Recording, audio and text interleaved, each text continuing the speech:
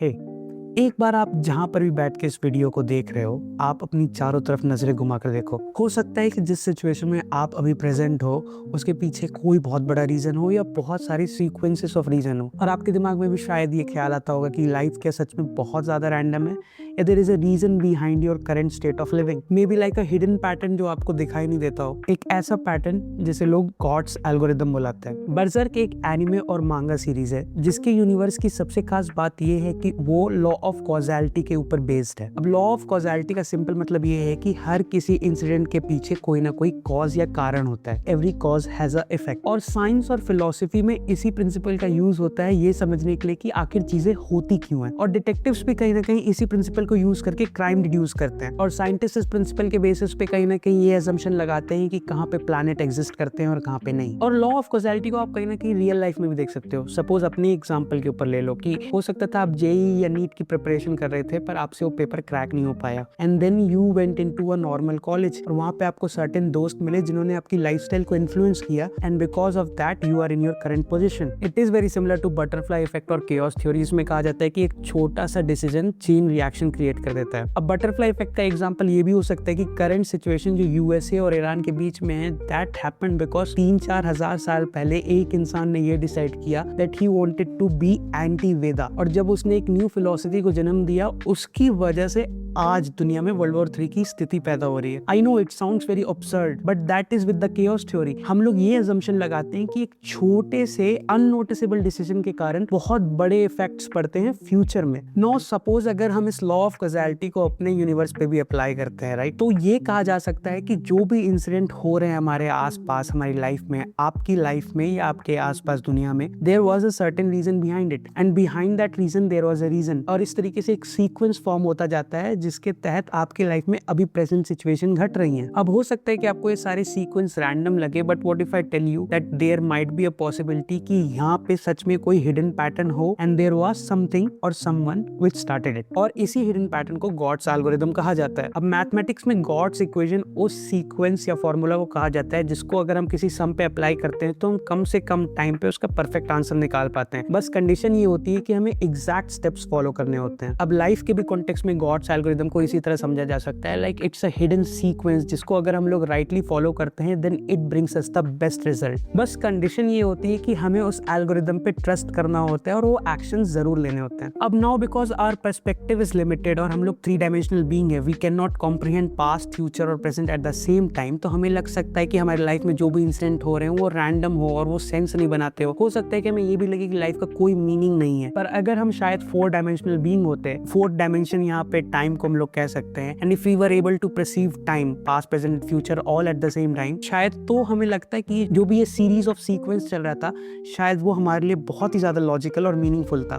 और ऐसा बहुत बार होता है जब आप फ्यूचर में पास्ट के इंसिडेंट्स को देखते हो तो आपको लगता है कि जो मेरे लाइफ में हुआ वो कहीं ना कहीं ठीक ही था, and because of that I am in my current position. अब फिलोसफी वाइज भी गॉड्स एल्गोरिथम में आपको ये समझाया जाता है कि you should trust the process.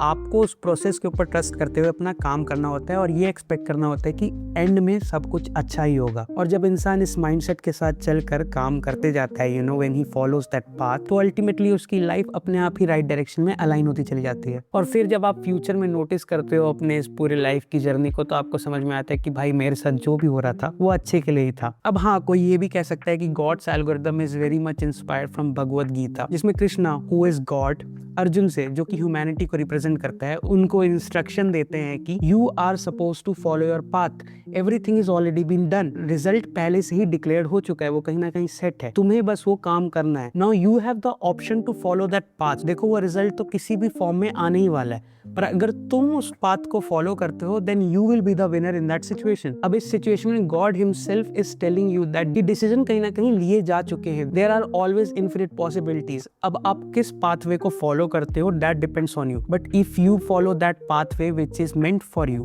You know, the right path, अगर आप उसको फॉलो करते हो then ultimately you are going to have a good life. That is how God's algorithm work, and somewhere this algorithm runs everywhere. I mean look at it, हमारी जो existence है, हमारी जो धरती है, ये एग्जिस्टेंस एग्जिस्टेंस में कैसे आई? ऑलमोस्ट 14 या 15 बिलियन साल पहले बिग बैंग हुआ, एक ऐसा धमाका जिसमें पता नहीं कितने सारे गैस एक्सपैंड हुए। अब वो सारे गैसेस कोइंसिडेंटली एक जगह पे कॉम्बाइन होकर हमारे सन को फॉर्म किए। अब हमारा सूरज फॉर्म हुआ तो उसके आसपास और भी छोटे मोटे प्लैनेट्स फॉर्म हुए। अब बाय कोइंसिडेंस वहां पे हमारा अर्थ भी फॉर्म होता है, और वो एग्जैक्टली उसी पोजीशन पे है जिसे हम लोग गोल्डीलॉक्स जोन कहते हैं, जहाँ पे लाइफ एग्जिस्ट कर सकती थी। अब अगर गलती से भी अर्थ अगर अपने करंट पोजीशन से थोड़ा सा भी आगे होती तो हमारी धरती पूरी तरीके से रेगिस्तान जैसी होती, और अगर गलती से भी धरती हमारे पोजीशन से करंट पोजीशन से थोड़ा पीछे होती then it would have turn into a ice planet. तो प्रिसाइज पोजीशन पे हमारी धरती फॉर्म हुई, and that is why life exist. And not only that, बहुत सारे ऐसे कोइंसिडेंस हुए, सीरीज ऑफ कोइंसिडेंसेस, जिसके कारण हमारी धरती पे पानी फॉर्म हुआ। वो गैसेस आई जो कि इंपॉर्टेंट थी हमारी लाइफ को फॉर्म करने के लिए, ऐसे केमिकल्स का फॉर्मेशन हुआ जिसके कारण आज लाइफ एग्जिस्ट करती है। And because of all that series of chain reaction आज आप ये वीडियो इंटरनेट पे देख पा रहे हो। अब चाहे आप इसे कोइंसिडेंस बुला लो या नेचुरल प्रोसेस बुला लो, अकॉर्डिंग टू फर्मी पैराडॉक्स बहुत सारे अर्थ एग्जिस्ट होने चाहिए। ऐसी सिचुएशन यूनिवर्स में एग्जिस्ट करती हैं कि हमारी धरती को होना चाहिए, एलियन सिविलाइजेशन को होना चाहिए, बट हमें अभी तक कोई एक भी सिविलाइजेशन नहीं मिली है हमें छोड़ के। So that makes you think for a while कि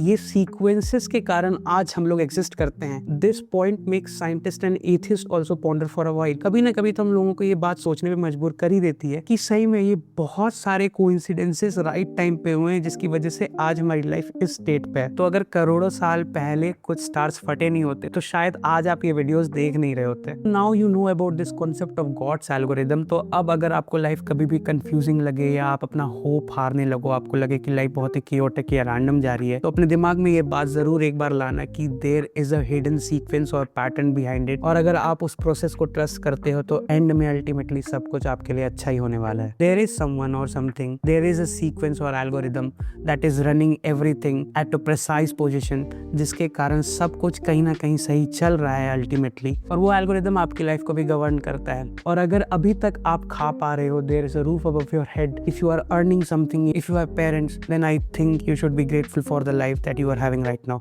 लाखों से आप बहुत ज़्यादा ठीक हो। सो या थैंक्स फॉर वॉचिंग। अगर आपको वीडियो अच्छा लगा हो देन प्लीज़ कमेंट करना ज़रूर, बिकॉज लाइक से ज़्यादा मुझे कमेंट्स पढ़ना ज़्यादा अच्छा लगता है। और हाँ, आपको अगर कोई सजेशन दे रहा है मुझे कि how should I improve my content और किस टॉपिक्स के ऊपर मैं वीडियो बना सकता हूँ, then do let me know. मिलते हैं नेक्स्ट वीडियो में किसी ऐसी रैंडम टॉपिक के साथ। तब तक के लिए ब्लॉकबस्टर।